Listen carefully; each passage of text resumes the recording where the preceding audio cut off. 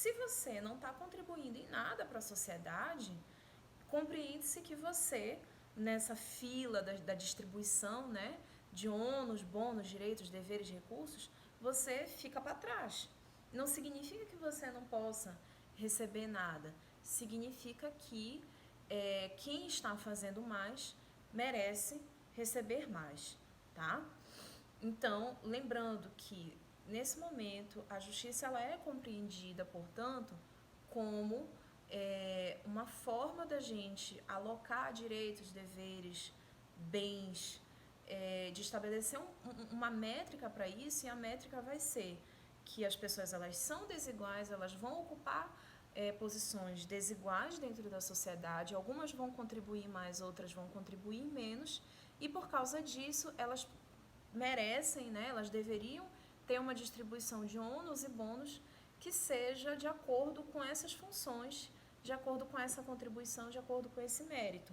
E o instrumento que possibilita tudo isso é a lei, e a lei ela é justa porque ela vem de um processo democrático. Relembrando, democracia nesse ponto não vai ser a participação de todos. Cidadão não é qualquer pessoa, e sim aquelas pessoas que têm determinados requisitos de idade, gênero e posses, tá? Além disso, a gente tem que falar, tá? Tem que fazer uma menção à questão da justiça corretiva, tá, pessoal? A justiça corretiva, ela não vai ser típica do direito público. O que Aristóteles está conversando aqui com a gente é o debate eminentemente público, tá? Que seria a justiça distributiva, onde eu tenho uma relação de desigualdade entre os entes. Eu tenho o governante que está acima e o cidadão que está abaixo. Então, essa é a justiça distributiva, tá? Quando a gente fala de justiça corretiva, a gente está falando de um debate que vai acontecer eminentemente, tá, no ambiente privado. Porque eu tenho uma relação de coordenação, eu tenho entes iguais. Então, eu tenho, por exemplo, dois particulares que ocupam a mesma posição, tá? E aí, não há uma análise do mérito do mérito que cada pessoa desempenha nessa relação, tá? Portanto, é possível a gente dizer que a justiça corretiva ela se estabelece a partir de uma justiça aritmética, uma justiça formal, tá? De dizer que eu preciso garantir a igualdade das pessoas, eu preciso equiparar essas pessoas, corrigir isso no âmbito privado. Por quê? Porque eu tenho uma relação de pessoas que ela não tem por que ser desigual, tá, pessoal? Então, lembrando, a justiça distributiva ela vai ser típica do debate público e ela pressupõe uma relação de subordinação dos cidadãos ao governante, ao governo, tá? E isso, na verdade, seria o primeiro momento da nossa discussão de teoria da justiça, tá? O Aristóteles, ele inaugura, tá certo, dentro da filosofia política, esse debate, tá? Mas ele não vai ser a única pessoa que vai fazer isso. Na verdade, existe uma tradição dentro da filosofia política de você debater aquilo que é justo, o que é injusto, quais são os bens que a gente vai distribuir na sociedade, o que a gente tem que fazer para distribuir esses bens.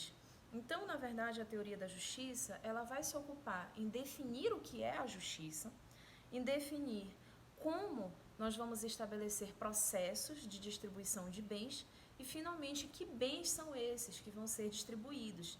E isso, gente, é uma coisa que vai mudar muito de autor para autor ao longo do tempo, tá? Só para dar um exemplo para vocês, Tomás de Aquino, ele vai, em determinados momentos durante as suas obras, se debruçar sobre aquilo que é justo, tá? Sempre levando em consideração que ele é um justnaturalista, tá? Então, o enfoque de Tomás de Aquino vai ser um enfoque justnatural, tá?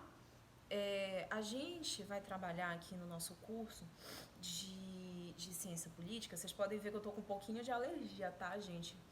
Eu sempre tô com muita alergia, tá? Então, abstrai, ignora e foca aqui na aula. O nosso curso de ciência política optou por fazer um maior enfoque no debate liberal. Por quê?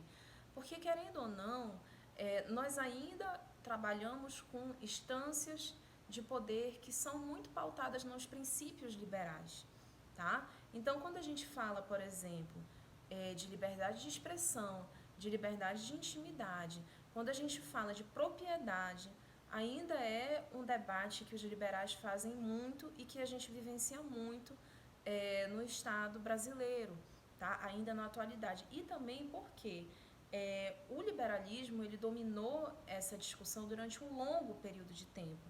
E diversos críticos, diversos teóricos vieram com outras correntes para fazer uma crítica a essas concepções liberais. Então, um exemplo seria o comunitarismo, tá?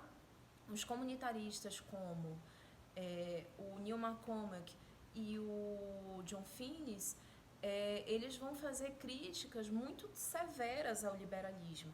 Assim como Marx também vai inaugurar uma tradição de pensamento que vai dialogar diretamente com os liberais, né? E aqueles que vieram depois de Marx, utilizando a sua teoria como o fundamento teórico, né, vão ter um debate ainda mais acirrado com os liberais. Então, o liberalismo ele vai ser criticado por todas as outras correntes, tá? E aí, a partir desse estudo daquilo que os liberais falam, a gente consegue também fazer uma ponte com o que as outras correntes vão trabalhar, tá? Então, o que seria essa justiça, essa teoria da justiça liberal, pessoal?